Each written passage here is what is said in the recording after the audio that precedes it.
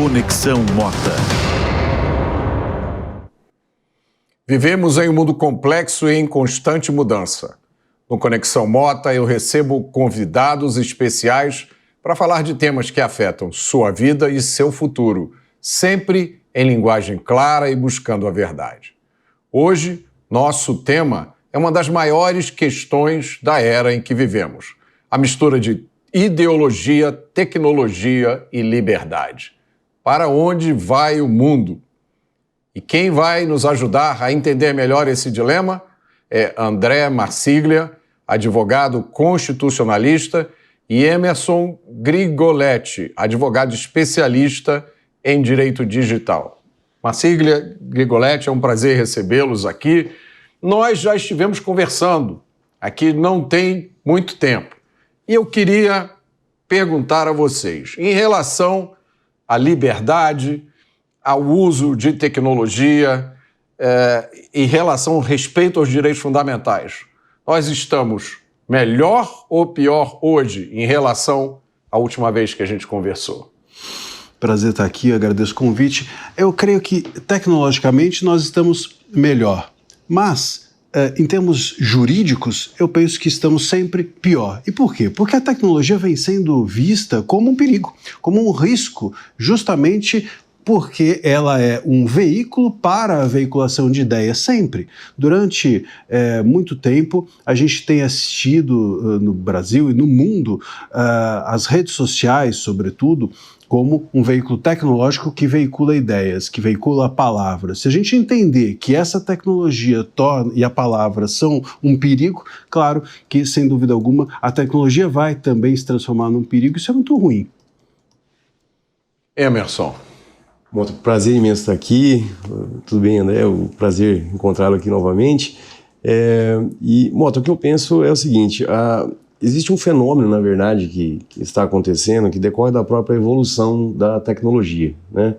Nós passamos aí por um momento de transição tecnológica, uma revolução tecnológica que até a sociedade tem dificuldade de acompanhar, né?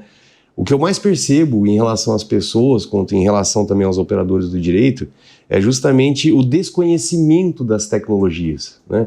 Muita gente, acho que todo mundo até, né, gosta de trabalhar com Facebook, gosta de brincar com Facebook, com rede social, mas não entende o potencial da ferramenta, o que ela pode ser feita e todas as ferramentas e recursos que ela pode disponibilizar, né? E isso tem causado uma série de problemas, né? A gente veio de uma evolução que a própria sociedade não está acompanhando a velocidade da tecnologia.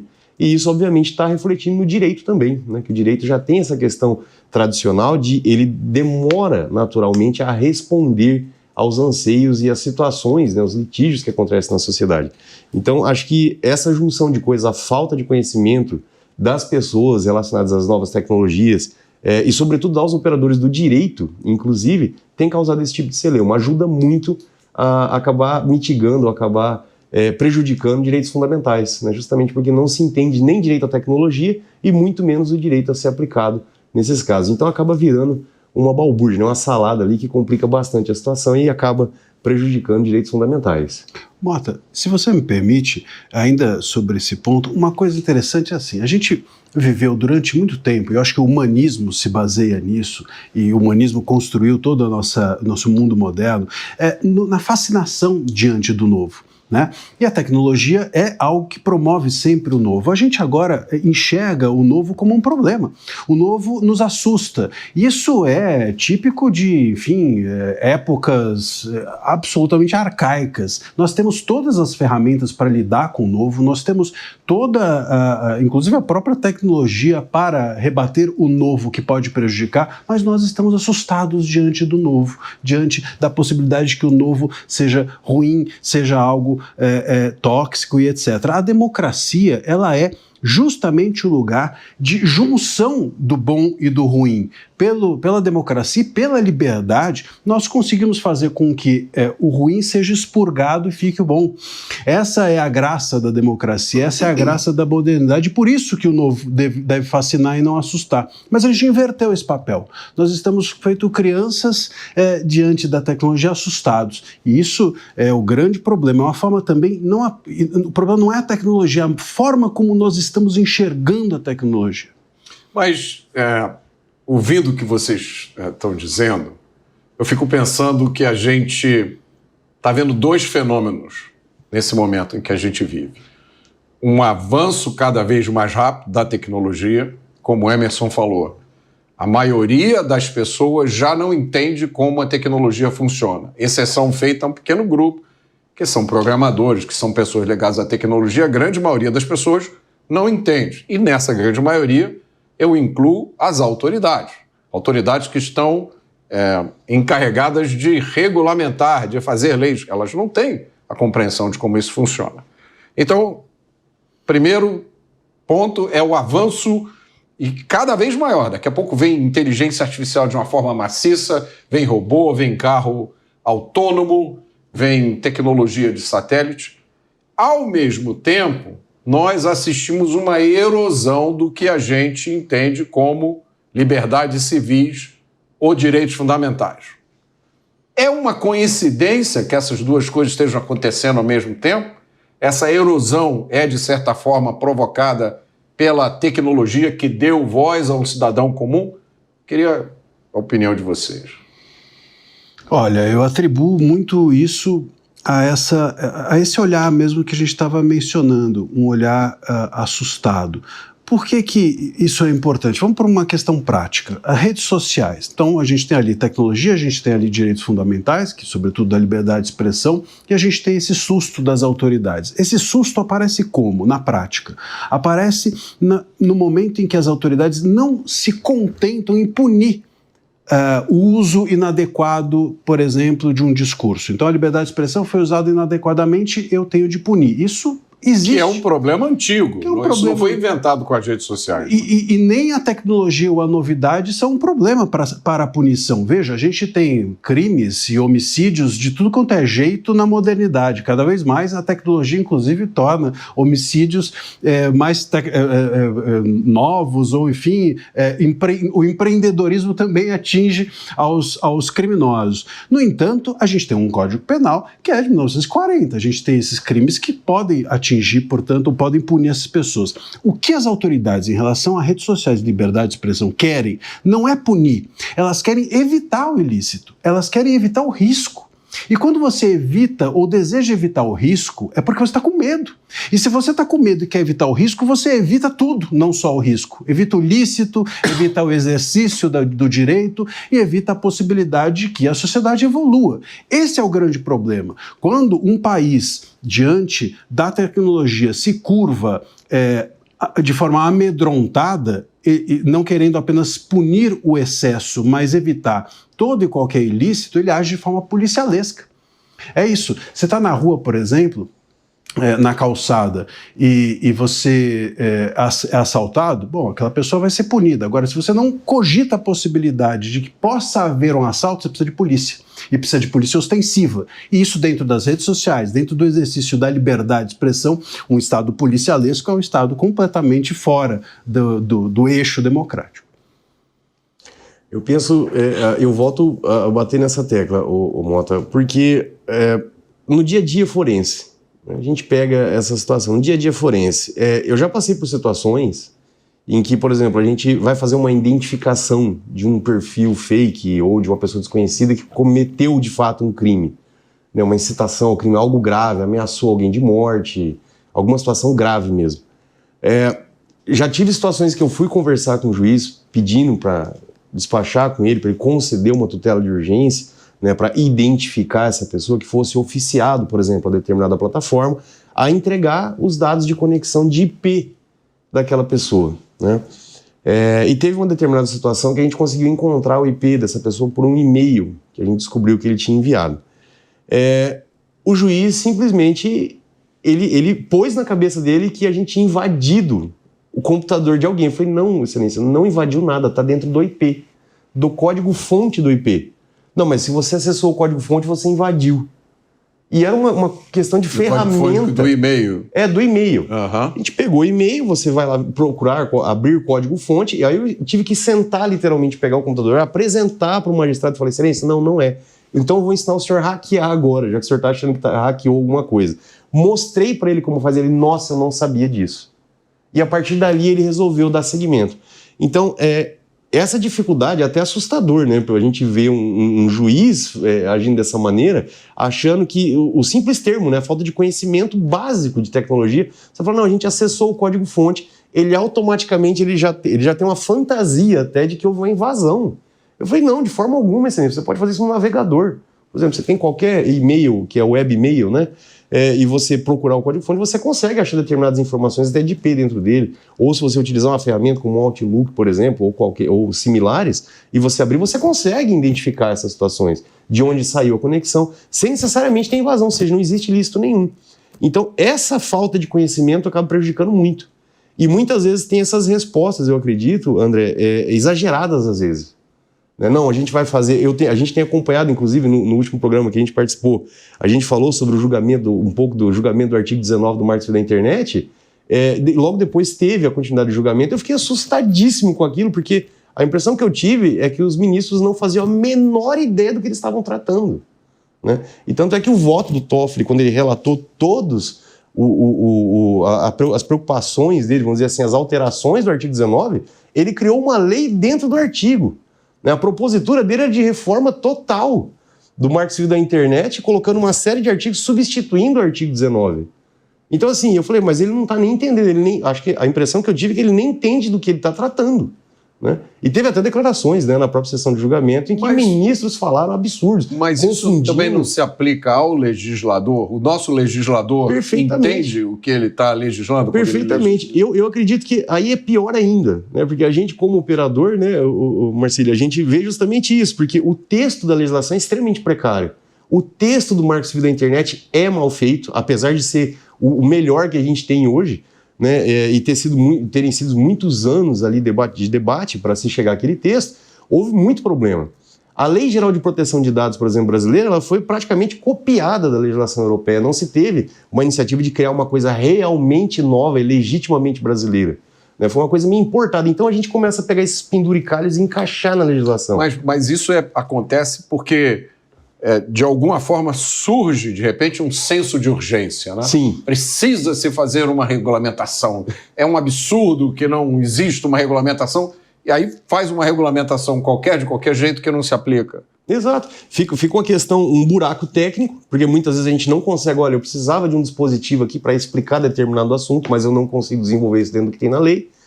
A gente acaba jogando na mão do juiz a possibilidade de ele criar uma jurisprudência.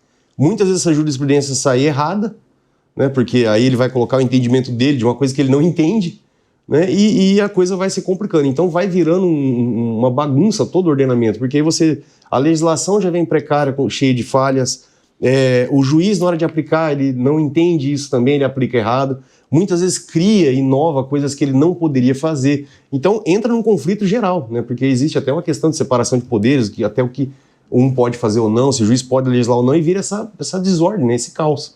Né? E eu acho que isso tem sido muito preocupante. Né? Isso eu digo com propriedade, até porque quando eu ministrava aula, inclusive, para advogados, quando a gente foi fazer peticionamento eletrônico, tinha advogado que, na época, não sabia o que era um PDF. Né? E quando a gente foi falar de Java, de assinadores, certificado digital, eles ficaram horrorizados, eles não sabiam como que era o funcionamento, para que servia aquilo. Não, mas o que é um certificado digital? Por que eu tenho que usar isso? É uma ferramenta de segurança, mas o que eu faço? Então, é geral isso. Né? E vira justamente cai nessa situação. E isso acaba facilitando, muitas vezes, que pessoas mal intencionadas acabem distorcendo os direitos fundamentais por conta disso. Não, a gente vai fazer, já aproveita essa situação e faz... Então, eu vejo muito isso acontecendo. Né? Aproveitando de situações também e acabando prejudicando, em última instância, o direito, né, das pessoas. Eu acho que essa confusão que acontece do direito com a tecnologia, que o direito não entende, torna essa situação toda mais complicada. Eu me lembro de uma época, eu me lembro isso claramente no Rio de Janeiro, em que a polícia lutava para conseguir fazer audiências judiciais por videoconferência. E isso era uma dificuldade. O judiciário não queria fazer isso. Eu me lembro de uma vez que um desses grandes traficantes, ele era levado para o fórum para fazer audiências, aí você tinha que mobilizar helicóptero, um aparato de segurança gigantesco, e o judiciário não queria usar a videoconferência. Aí veio a pandemia e tudo agora é virtual. Até julgamentos importantes são virtuais. Sim. Tudo passou a ser viável, né? Tudo passou a ser viável e... Eu creio que a gente... Por isso, exatamente por esse ponto, veja, a tecnologia ela não pode estar na mão do juiz, apenas do juiz. O juiz trabalha sozinho. O legislador, ele trabalha em conjunto. Conjunto com quem? Conjunto conosco. Ele está lá nos representando. Como é que se faz, ou deveria se fazer, uma lei? Bom, aquela lei tem de ser uma pesquisa pública, tem que se fazer audiência pública, as pessoas têm que debater com a sociedade, etc, etc, ouvir diversos setores, e aí a lei ser resultado disso. Um julgamento não é assim. Um juiz não julga dessa forma, sobretudo um juiz de primeira instância. Então é por isso que questões complexas não podem ser resolvidas por um juiz e sim por um legislador. Essa é a bizarrice de nós termos, por exemplo, uma regulação de redes sociais, que é uma questão complexa, que envolve diversos setores, inclusive é uma questão transversal, interdisciplinar, e a gente está com isso na mão de um juiz ou de alguns juízes. Por isso essas falas totalmente dantescas que a gente tem visto no STF, até curiosamente, até engraçadas, se não fossem trágicas, seriam engraçadas, porque aquilo tudo é verdade, né? Não é só um debate. Mas isso devia estar com o Congresso. Estando com o Congresso, a possibilidade de interferência de todos nós é muito maior do que no julgamento. Esse é o grande problema. E mais, quando você tem um juiz precisando acessar a tecnologia para controlar um discurso, aqui me parece ser um problema invertido. Você precisa entender os direitos fundamentais como o grande modelo a ser seguido pelo judiciário. Então eles precisam olhar para as questões tecnológicas como assim, da seguinte forma: se eu não entendi, se isso daqui é um negócio complexo, se isso aqui não está totalmente na minha mão, o que vale? Bom, vale o direito. Mas eles fazem o contrário, eles precisam entender então toda a complexidade tecnológica, porque eles não querem fazer o direito valer, eles querem fazer valer o controle sobre o direito. Então a inversão da percepção do que vale mais, se o controle ou se o direito fundamental, também leva a essas bizarrices, me parece. Agora, a gente, antes de te passar a palavra, Emerson, queria só trazer um outro aspecto aqui, porque a gente tem visto manifestações desse fenômeno fora do Brasil também, né? Antes do Elon Musk comprar o Twitter, havia uma grande interferência das agências de segurança americanas no Twitter, FBI, CIA, dizendo ao Twitter, né, antes do Elon Musk comprar, o que podia ou não ser publicado. Recentemente, a gente teve notícias da polícia alemã fazendo operações de busca e apreensão na casa das pessoas que fizeram postagens consideradas como discurso de ódio. A mesma coisa acontecendo também no Reino Unido. O que isso significa? Que esse problema é um problema comum? Qual é a sua interpretação disso? Essa questão do discurso de ódio, sobretudo. Discurso de ódio, veja, é preciso a gente sempre reforçar. Negacionismo, discurso de ódio, desinformação, fake news, nada disso está legislado. Então, quando o judiciário entra nessa seara, já entra mal. Nem aqui, nem na Alemanha, nem no Reino Unido. Em alguns locais houve legislações que foram feitas nesse sentido e agora eles estão voltando atrás justamente porque elas começam a atingir indevidamente os direitos fundamentais daqueles países. Então, quando você regula o discurso de ódio, veja, por exemplo, eu acho que o discurso de ódio talvez seja um bom exemplo. Como é que você coloca? Você consegue colocar discurso de ódio numa lousa? Isso aqui é discurso de ódio, isso aqui não é. Esses são os discursos de ódio. Não tem isso. Você tem uma boa definição para discurso de ódio no seu livro. Que você diz que discurso de ódio é aquele discurso que visa a destruição do outro. Eu acho essa uma boa definição. Pois é. Isso seria um possível limite para a liberdade de expressão, e isso te poderia chamar de discurso de ódio também, ou limite, porque se você quer, com o seu discurso, enfim, destruir o outro, você não quer o debate. Né? Então, enfim, se você não promove o debate, não dá para você pensar que você deseja a liberdade de expressão saudável, qualquer coisa do gênero. Agora, o que a gente chama hoje de discurso de ódio, correntemente o judiciário chama, é o discurso que as pessoas sentem como de ódio. Sim. Então, a sensibilidade do outro é que vai fazer com que eu possa ou não dizer algo. Aí você impede a minha... Não há um critério objetivo, claro, E aí como é que você trabalha isso no judiciário, né? Você entrega a subjetividade do juiz, se você entrega a subjetividade do juiz, cada um vai decidir de um jeito e a gente não sabe o que pode e o que não pode, claro, acaba criminalizada a própria essência da liberdade de expressão. Agora, Emerson, eu queria, além disso, eu queria trazer uma outra dimensão aqui, que é quando as redes sociais começaram, as redes eram um ambiente relativamente livre. Você podia dizer o que você quisesse, bobagens ou até coisas que ultrapassam o limite da razoabilidade. Em determinado momento, as redes sociais começaram a implantar a polícia delas. E aí as pessoas começaram a receber aviso, a ser bloqueadas. Parece que as redes sociais começaram a fazer um controle de discurso. E isso, acho que atingiu o auge um pouco antes do Elon Musk comprar o X. Né? Depois que o Elon Musk comprou o Twitter e mudou para o X, as coisas vieram melhorando, até que na posse de Donald Trump, todos os representantes das redes sociais estavam lá presentes. O Mark Zuckerberg fez aquela cartinha pedindo desculpa, dizendo que ia lutar pela liberdade de expressão. Como é que você vê essa evolução? Como é que as redes sociais tratavam isso, estão tratando agora? Ainda acontecem abusos? Você tem uma grande experiência nisso.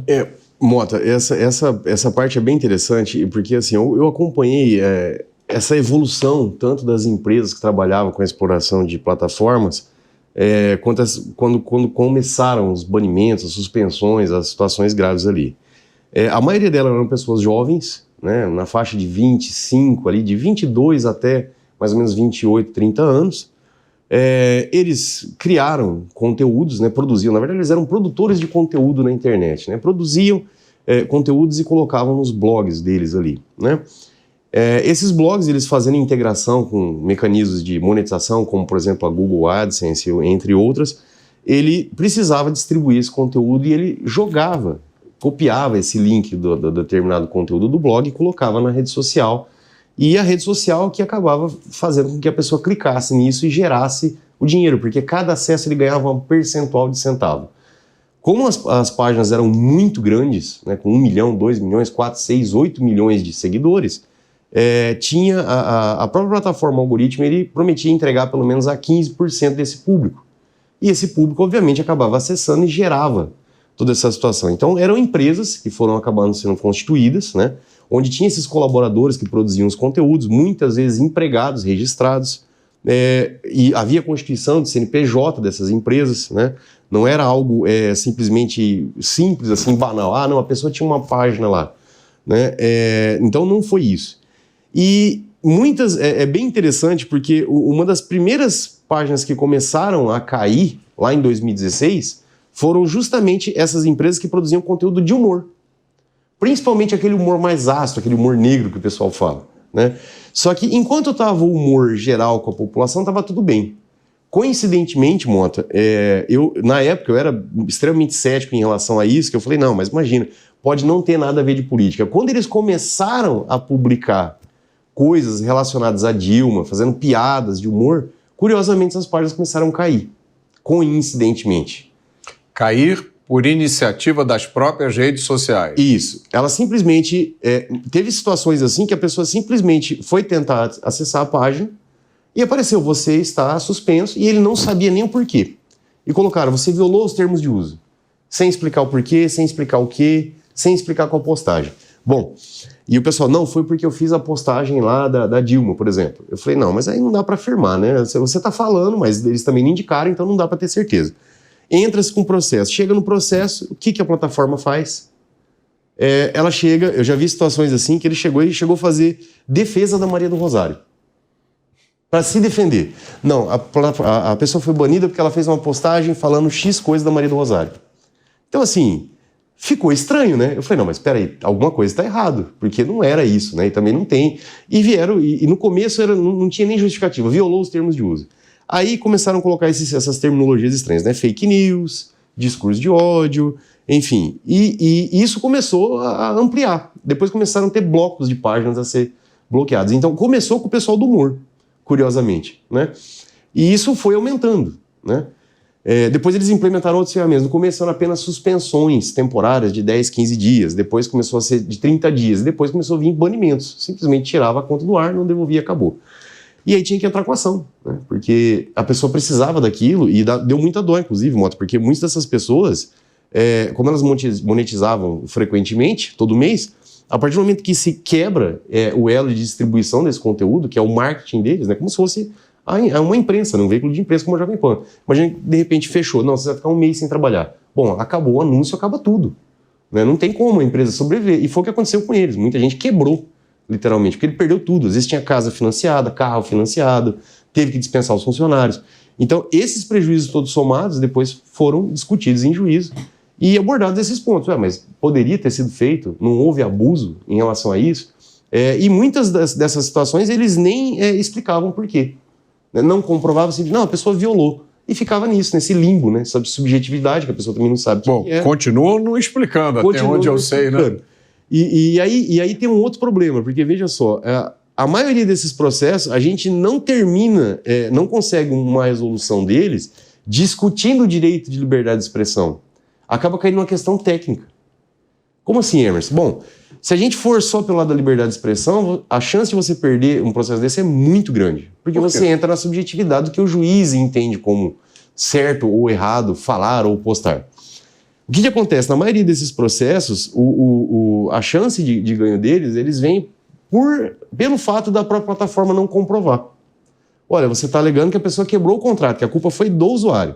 Só que você não comprova, então eu vou aplicar o 3732 do CPC, que determina que ao réu incumbe comprovar o fato modificativo, extintivo e impeditivo do direito do autor. O juiz simplesmente fala, você não comprovou o motivo e condena eles. Então assim, tudo bem, condenou, ok, mas o debate central que deveria ser a liberdade de expressão nesse processo acaba prejudicado. Você consegue um ganho de causa, é interessante, né? A pessoa vai ficar feliz, poxa, a gente consegue. A pessoa é compensada pelas perdas, pelo tempo que... Tem direito a isso também, né? Ele geralmente tem indenizações por dano moral, né? Que geralmente não são altas, né?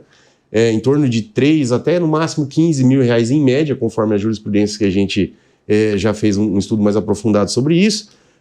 Até porque muitas delas são empresas, então é um pouco mais dificultoso a gente comprovar dano moral. A empresa pode sofrer dano moral, mas é um pouco mais difícil.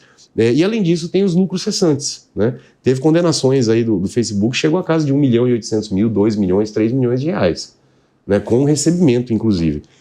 Porque justamente se comprovou que durante período, dava até dó, Mota, porque muitas dessas pessoas, a molecada, né, que eu digo assim, eles tiravam cerca de 25, 30, 40 mil reais por mês com rendimento, né, com faturamento da empresa. E tinha um lucro ali de 20 mil por mês, né?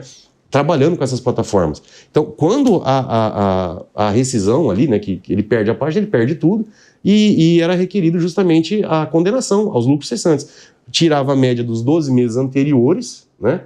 Você ganhava mais ou menos 20 mil por mês? Ótimo, então eu vou querer 20 mil dos lucros cessantes do momento em que a página foi banida até o encerramento do processo. E há essas condenações.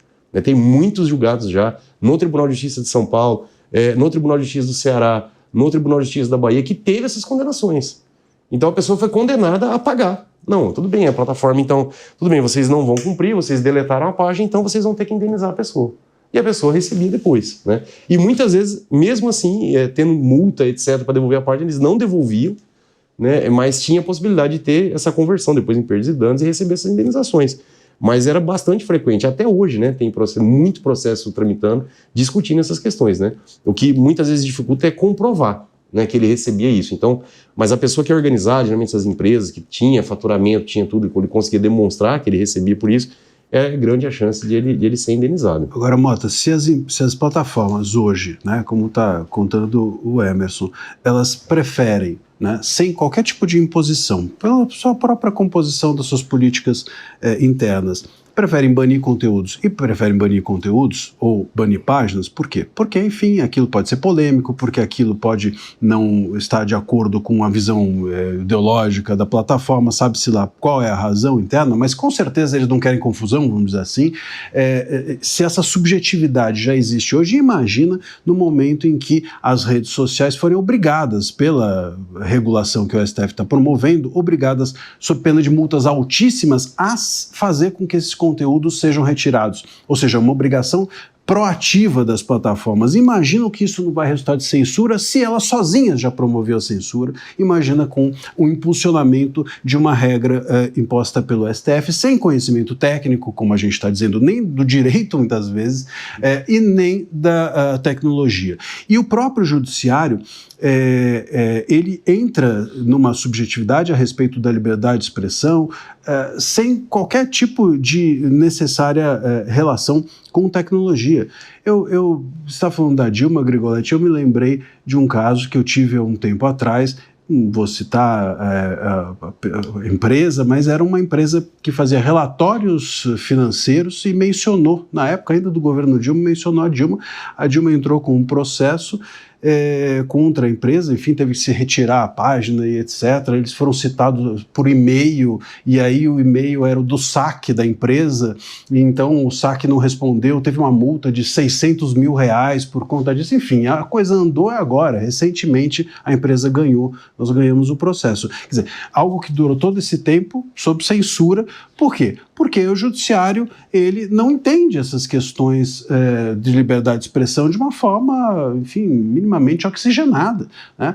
Então, enfim, falou, porque a alegação dela era de que havia violação à imagem dela, de que havia violação a direito autoral, enfim, eles sempre dão um jeito de dizer que ninguém diz a liberdade de expressão precisa ser coibida, né? Eu sempre digo, nenhum censor se assume censor e nenhuma censura se assume censura. Você sempre diz que é outra coisa. Então, vai sempre por algum outro caminho. O caminho da tecnologia é sempre um bom, o caminho do direito autoral, o caminho do direito à imagem, sempre se escolhe uma tergiversação para se censurar.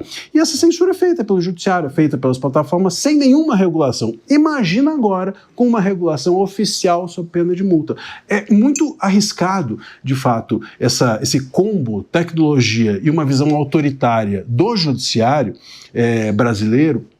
É muito perigoso que isso agora, com essa regulação das redes sociais, isso venha a público. A gente vai ter uma piora ainda maior, respondendo até a sua pergunta inicial, em relação à liberdade de expressão. A tecnologia, as dificuldades, as subjetividades que a tecnologia propiciam vão piorar ainda mais o trato do judiciário brasileiro em relação à liberdade de expressão, e agora com um instrumento ainda mais nocivo, que é o veículo, que são as plataformas sendo utilizadas como veículo para isso. E só aproveitando, André, se você me permite, olha a catástrofe que vai ser essa reforma. Porque é o seguinte, as plataformas de um lado vão apertar mais, né, e os juízes que já estavam perdidos com isso, olha, mas vamos ver se violou mesmo, eles vão falar, não, mas a própria legislação ou a jurisprudência ou a legislação permite que a plataforma bane o conteúdo. Então, assim, vai triplicar a censura, porque isso vai vir tanto das plataformas quanto do próprio judiciário. Não, mas a lei permite. Não, mas existe um precedente que permite. Então, vai piorar muito a situação. É importante, né, que a gente reforce que quando a gente fala de enfrentamento à censura, a gente precisa lembrar de um fator econômico. Só combate censura, hoje em dia, todo esse esquema, a gente está falando aqui de enfrentar a plataforma, de contratar advogado, de enfrentar o judiciário de instâncias, às vezes, que partem do STF. Você precisa de uma estrutura econômica. Hoje é um luxo você poder combater censura. Então, quando a gente ainda tem isso. Quando a gente fala de pessoas comuns ou pessoas que, enfim, que não têm uma estrutura para isso, não é o negócio delas, a gente ainda tem que lembrar que censura só se combate quando tem dinheiro para se estruturar para isso nesse país. Isso eu estava falando, eu me lembrei de casos antigos de livros proibidos aqui no Brasil, biografias proibidas. E aí nunca se disse que era censura, era sempre preservação da imagem, né, ou de alguma forma, mas são vários, né, os casos célebres de livros proibidos aqui. Agora, eu queria contrapor a esse cenário que vocês estão pintando, que não é um cenário bonito, é um cenário possível, mas o Mark Zuckerberg se converteu, publicou aquela carta, né, dizendo que, literalmente, que ia lutar contra a censura implantada por governos ao redor do mundo. O dono do X, o Elon Musk, é um braço direito de Donald Trump. A União Europeia parece que está recuando né, nas intenções de regulamentar as redes, porque o vice-presidente J.D. Vance, o vice-presidente do Trump, disse, olha, se vocês insistirem com isso, a gente vai sair da OTAN, e é um problema para a União Europeia. Tá? Aí eu pergunto a vocês, bom, e tem mais um componente, as redes sociais, por natureza, elas são transnacionais. Eu não estou me referindo às empresas, estou me referindo ao ambiente. Você entra, você está falando com um cara do Japão, você está falando com um cara do Reino Unido, dos Estados Unidos, você está falando com pessoas dos Estados Unidos que têm dupla cidadania. É uma salada. Vocês acham que realmente é viável, do ponto de vista prático, você cortar o Brasil e criar um muro de Berlim virtual em relação... Do ponto de vista da intenção, eu não duvido, mas do ponto de vista prático, isso tem chance de funcionar? Olha, o problema é que a intenção nesse caso é tudo, né? Porque a censura nunca dá certo. Até no meu livro eu coloco uma frase do Matias Aires no prefácio, e que no preâmbulo ali ele diz que o porto, né, ele é o que mais está livre do assalto justamente porque ele está aberto. Né? O que se guarda é o que se tenta proteger é aquilo que mais fácil se assalta. E a censura é sempre uma tentativa de controle, e o controle é sempre uma furada, pode demorar. Ou o controle pode não mostrar de cara que ele vai dar errado, mas ele sempre dá errado. A melhor forma de você lidar com a liberdade ou com a palavra é por meio da liberdade. Não tem como você acreditar que nós estamos diante da possibilidade de que a tecnologia seja utilizada para um muro de Berlim ou para qualquer tipo de cerceamento que vai dar certo a longo prazo, justamente nesse mundo em que nós estamos, transnacional em tudo. Em tudo. Então as pessoas estão se manifestando fora do país e dentro do país você quer atingi-las. Bom, aí você fere a soberania do outro país. É isso que a gente está vivendo hoje aqui, um pouco no Brasil. Todo o mundo, Zuckerberg, mesmo os demais órgãos, os Estados Unidos, eles estão um pouco recuando nesse sentido, e eu acredito que justamente pela impossibilidade. O controle não é viável. Não dá para você tratar hoje a liberdade de expressão do ponto de vista do controle, mesmo que você queira. Dá errado. Quais nações que fizeram isso e hoje a gente tem um sucesso? Coreia do Norte é um case de sucesso para controle da liberdade de expressão. Cuba, é claro que China, enfim, qual o custo humano que isso não propicia ou resulta? Não tem como. Então a liberdade plena ou ampla, ela é a forma mais fácil até de você obter algum sucesso de controle, um controle indireto, um controle não por uma via de não permitir que se fale. No entanto, o Brasil, ele vai na contramão disso que a gente está assistindo nos Estados Unidos. Né? Então ele tem criticado esses órgãos. Por exemplo, questões relacionadas ao universo woke, né? O wokeismo também tem recuado fora do país, nos Estados Unidos, enfim, a diversidade como uma obrigação dentro das empresas, tudo isso também tem mudado. No Brasil não, as estatais estão indo cada vez mais forte na questão de promoção de diversidade. Lá fora, a OEA tem um risco agora da OEA fazer um relatório desfavorável ao Brasil. O Brasil já esses dias fez um discurso descredibilizando a OEA. Então, o Trump virou uma pessoa vista como um inimigo. O Musk vive sendo xingado por membros do governo. Quer dizer, o Brasil está na contramão desses movimentos externos. Eu não acredito que isso vá nos influenciar, pelo menos num curto prazo. Ao contrário, eu creio que isso vai esquentar ainda mais os ânimos na tentativa brasileira de controlar discurso, de entender que a liberdade de expressão é um risco, é tóxica e precisa, portanto, ser gerenciada de uma forma autoritária, a meu ver. Mas você é um cara que tem background de tecnologia muito além, né, da maioria das pessoas do mundo jurídico ou das pessoas normais. Como é que você vê isso? É viável isso? Olha, para começar, eu não acredito muito nessa conversão, vamos dizer assim, do Zuckerberg. Eu acho que o que acontece é o seguinte... Você não acredita na conversão ou na sinceridade da conversão? Na sinceridade eu também não acredito, não. Eu achei muito estranho. Eu acho que isso aí foi muito mais uma questão empresarial do que uma questão ideológica. Porque é o seguinte, Mota, Se há mesmo toda essa preocupação, essa luta pela liberdade de expressão, a primeira coisa que ele deveria fazer é justamente alterar esses termos de uso deles. Porque não tem como trabalhar com aquilo. É de uma subjetividade absurda aquilo. Você pode enquadrar qualquer situação, né? Tem várias ações civis públicas, inclusive, que têm sendo discutido justamente a subjetividade desses termos de uso. Em relação à pauta de armas, em relação ao aborto, em relação a uma série de coisas, é sempre muito subjetivo, né? E isso acaba gerando essas punições. Então, assim, se há uma preocupação, ele deveria ter uma medida mais efetiva. E a medida efetiva para ser realizada nesse momento deveria ser essa. Segundo, eu acho que o que pesou mais é justamente o fato de começar de ter um exagero muito grande em relação às arbitrariedades do judiciário brasileiro contra as plataformas. Porque, Emerson, mas não tinha condenações delas antes? Tinham. Mas toda empresa, ela tem um limite razoável ali, que ela entende aquilo como perdas mesmo. Por exemplo, um banco qualquer. Ele vai ter uma faixa de risco ali que ele sabe que é de prejuízo, que ele vai ter que... essa parte aqui, essa fatia vai ser prejuízo porque vai ter ação judicial, vai ter algum errinho, alguma coisa. Agora, a partir do momento que sai, por exemplo, dessa margem, vamos supor que 10% para pagar essas despesas com advogado, etc. A partir do momento que sai disso, e aí começa a afetar de uma forma mais potencial, com milhões e milhões e milhões de reais, né, e dólares, obviamente, porque isso depois vai ser convertido para lá, a coisa começa a ficar diferente. Então, eu acho que o principal motivo foi que acertou o bolso da plataforma Meta. Né? Por quê? Não foram poucas as decisões do TSE e do Supremo que deram umas canetadas, literalmente, de multas milionárias. Né? 5 milhões, pá, bloqueio, penhora online. Não sei o quê, pá, bloqueio, penhora. Bloqueio.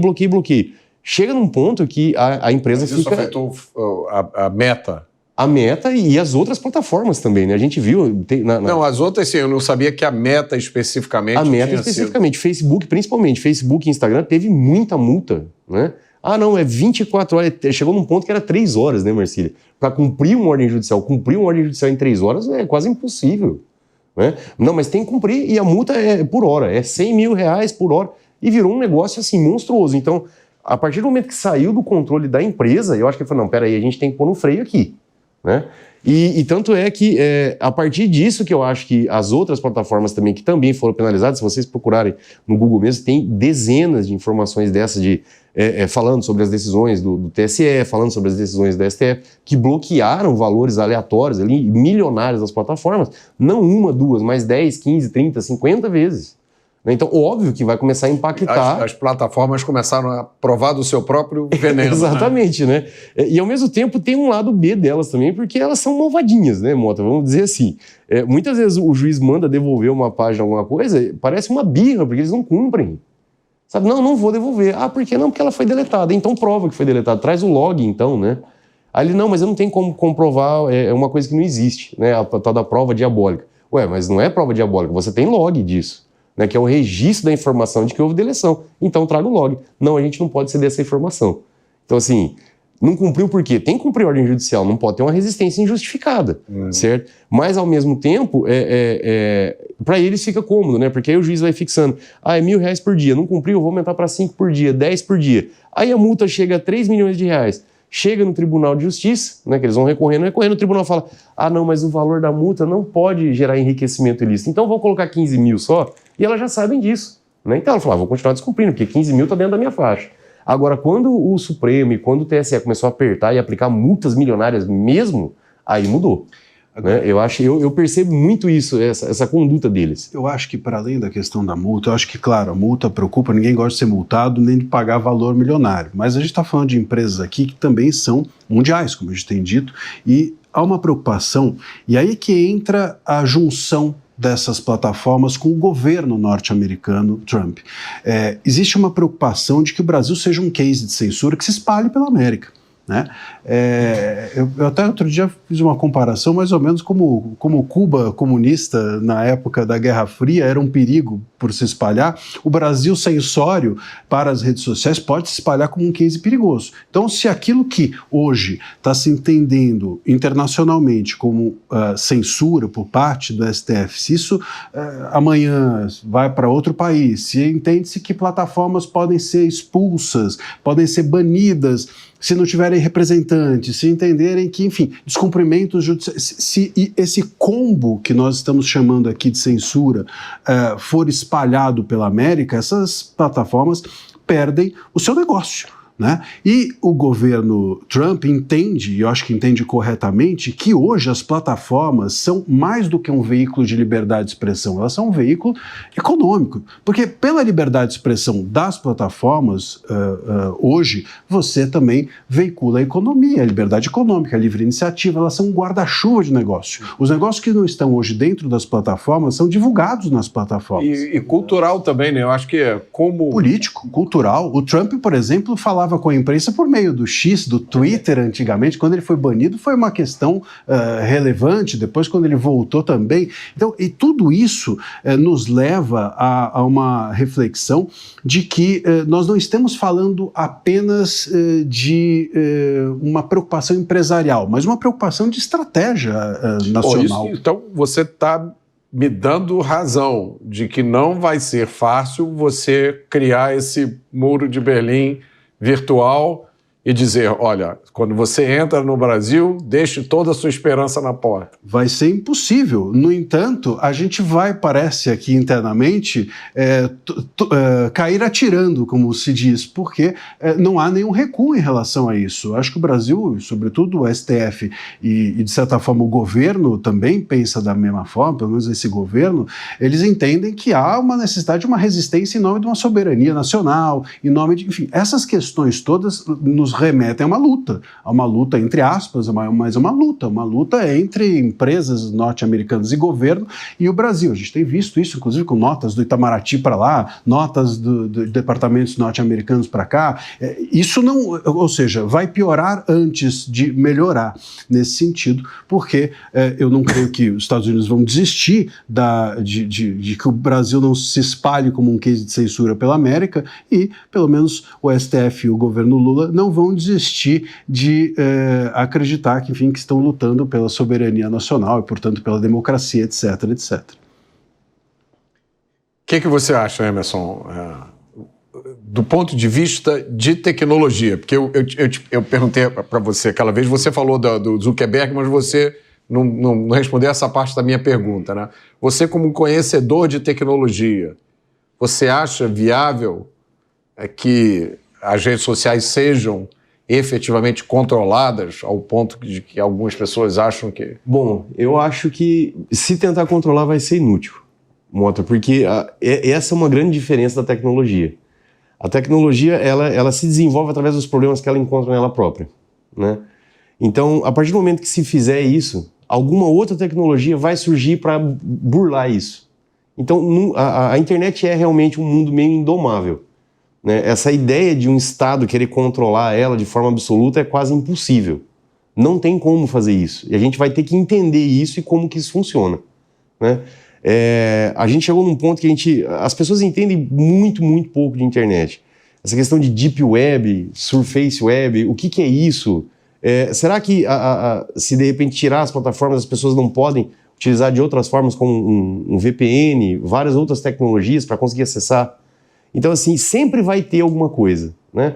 E, de repente, uma medida mais agressiva contra elas também vai gerar, com certeza, a criação de novos mecanismos com outras tecnologias para conseguir dar um upgrade nesse processo. E pode até ser que em breve, eu acredito que vai muito em breve acontecer isso, surgir novas formas de comunicação que não só as redes sociais, né? Houve uma revolução muito grande no intervalo dos últimos 10, 15 anos em relação às tecnologias. A gente saiu de uma web 1.0, que a gente fala em linguagem tecnológica, que era uma internet, vamos dizer, frígida, assim, né? Que ela se comportava conforme o usuário pedia para ela se comportar. Quando veio as redes sociais, principalmente o Facebook, começou o início da era da web 2.0. Antes as pessoas tinham que procurar informação. O Zuckerberg, através desse mecanismo de compartilhar, curtir e comentar, ele conseguiu criar uma forma de o sistema interpretar as vontades e os desejos das pessoas. E o que ela reprova ou desaprova. Ou seja, isso é o que tem de mais valor. Esse mecanismo fez toda a diferença, por exemplo, entre o sucesso do Facebook e o fracasso do Orkut. O Orkut, que era uma plataforma bastante semelhante, ele não tinha isso. Eu usei o Orkut. Todo mundo eu tinha também, conheci, inclusive, o professor. Horrorosas. Não, quando você lembra o que era o Orkut, dá até vergonha. Da época do Olavo do Orkut, né?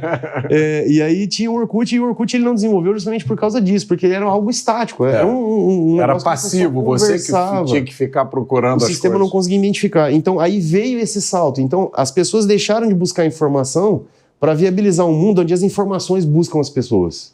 Essa é a Web 2.0. Agora a gente está indo para uma terceira fase, que é a Web 3.0. É a Web da inteligência artificial. Então, quanto tempo o Estado acha que vai conseguir regular isso? Quando sair, provavelmente, uma medida efetiva de controle, Mota, com certeza vai surgir alguma coisa nova. Então, assim, vai ser um negócio muito cansativo até, porque isso provavelmente vai acontecer, e acho que já está em vias de acontecer. As plataformas, eu acredito que elas estão até trabalhando em alguma coisa nesse sentido. E você vê, o Elon Musk já anunciou que foi feito com sucesso teste de transmissão do satélite direto para o telefone celular sem qualquer modificação. O Starlink mesmo? É o Starlink, magia, né? É só uma questão regulatória. Para fazer isso hoje, precisa de regulamentação. E você veja que já há uma movimentação, então, das nossas autoridades de que isso é um perigo, né? De que, então, se não é possível cortar a antena, que é o que fez o X ser suspenso no Brasil, nós estamos sob risco.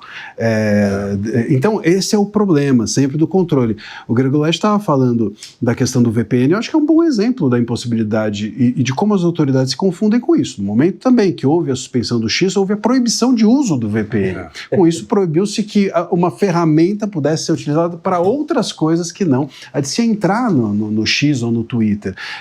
Então, é sempre essa tentativa de controle da tecnologia e das redes sociais pelas nossas autoridades me parece como aqueles desenhos, sempre eu vejo a imagem do desenho do Tom e Jerry, em que o Tom saía água por um lugar, ele punha a pata aqui, saía pelo outro, ele punha a pata aqui, saía pela frente, ele punha o ouvido. Não tem como, é inviável. Mas, enfim, parece que vai se tentar muito ainda colocar as patas na parede.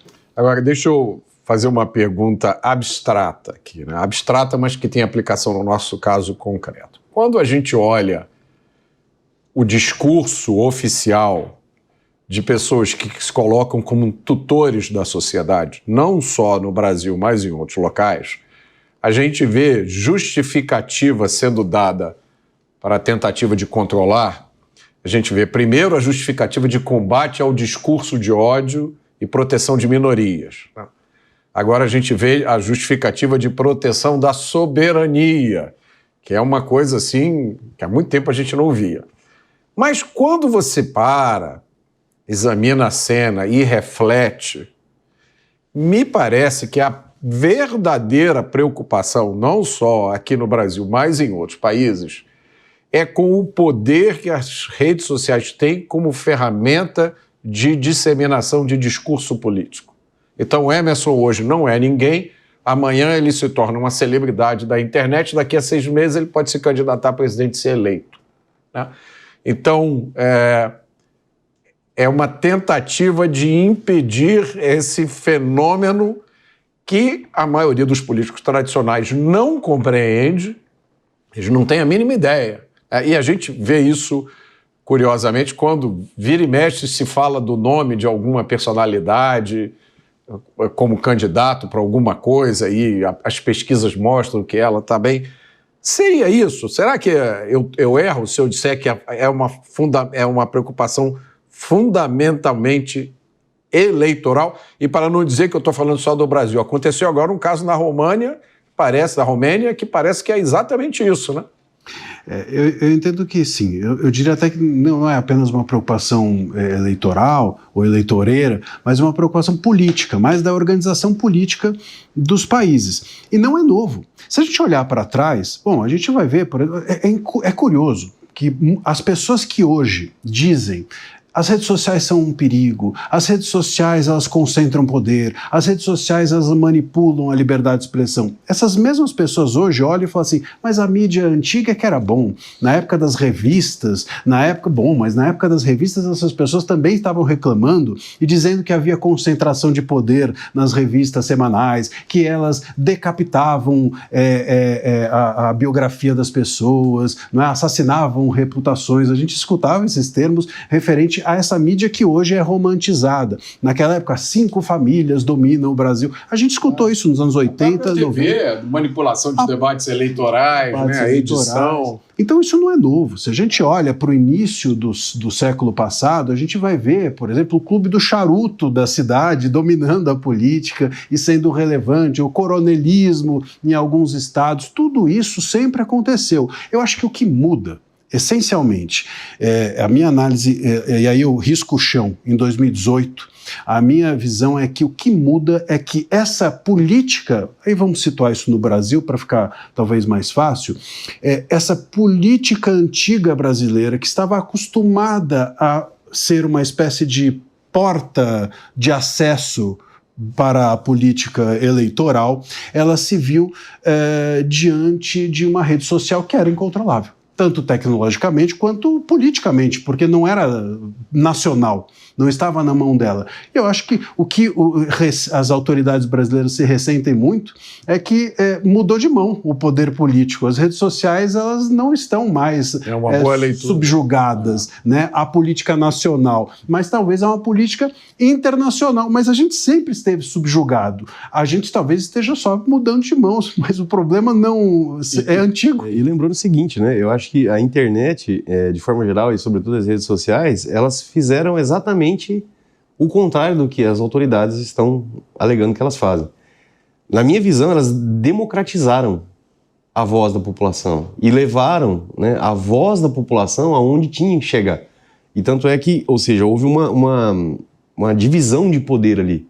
Né, porque hoje, de fato, qualquer pessoa que de repente, a gente viu uns tempos atrás um caso de uma moça lá, que acho que deu uma confusão no avião, né? De repente ela ganhou 2 milhões de seguidores lá, tinha um monte de gente seguindo ela e até gente já oferecendo coisa política para ela se candidatar, por uma situação pontual que aconteceu no avião, uma discussão dentro de um voo, né, que simplesmente viralizou. Então, essa descentralização do poder é algo que incomoda muito, Mota. E é interessante porque essa descentralização de poder também, se a gente olhar na história, isso aconteceu muito em relação à questão esse vínculo, esse diâmetro entre liberdade de expressão e divisão de poder. Né? Lá na época feudal, a gente pode dizer o seguinte, que a gente fazendo um estudo mais aprofundado sobre a liberdade de expressão, tentando entender como que funcionou isso dentro da história, a gente identificou que nos feudos, inclusive, havia uma diferença muito... o poder era tão descentralizado que cada feudo tinha o que poderia ou não ser feito. Não só ser feito, como também o que poderia ser dito ou não. Então, havia uma descentralização muito grande de poder. Isso incomodou quem estava no topo da cadeia, né? E acabou, caindo o feudalismo até um período relativamente curto até de tempo. Então, isso incomoda quem está no comando, ou quem pretende a centralização de um poder, né? E, historicamente, isso vem se reprisando. E está acontecendo a mesma coisa agora, né? Porque esse poder todo de comunicação que era centralizado, era mais... focado em determinados pontos e direcionado, de repente isso se esvaiu, né? Caiu na mão da população. Então, cada um agora tem potencial para ser uma voz, né? E isso com certeza assusta muito, né? E agora, como que isso vai terminar, a gente ainda não sabe, né? A gente está acompanhando essa história. Tomara que não termine, né? Eu acho difícil terminar. Eu acho que a gente ainda vai ter muitas conversas aqui sobre esse tema e eu agradeço a vocês a participação. O Conexão Mota fica por aqui.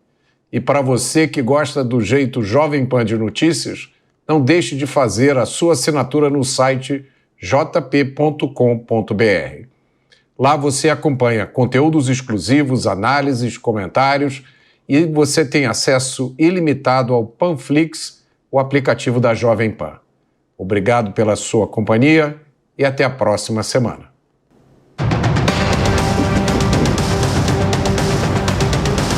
Conexão Mota. A opinião dos nossos comentaristas não reflete necessariamente a opinião do Grupo Jovem Pan de Comunicação. Realização Jovem Pan News.